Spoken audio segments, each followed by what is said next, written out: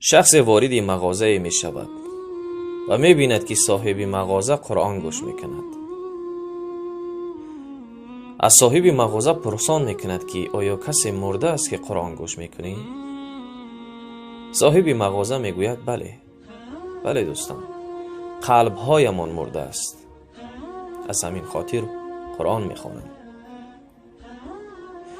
ببین برادر و خواهر عزیز که زندانی در زندان قرآن طلب می کند تا احساس تنهایی نکند.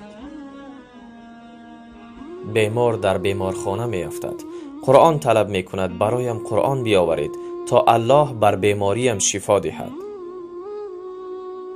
مرد غریب از وطن دور می رود، با خود قرآن می گرداند تا در غربت در امان باشد و احساس غربت را نکند.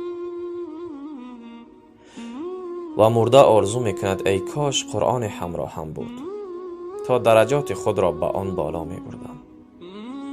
و ما چی؟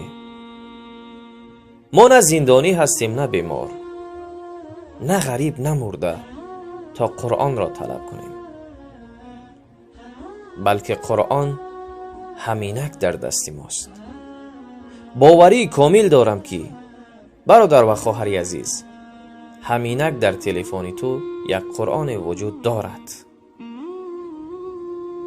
قرآن در روی چشمانت هست، در روی دستانت هست. قرآن روبروی تو است، اما منتظر هستیم تا به بلای گرفتار شویم سپس قرآن را بکشاییم.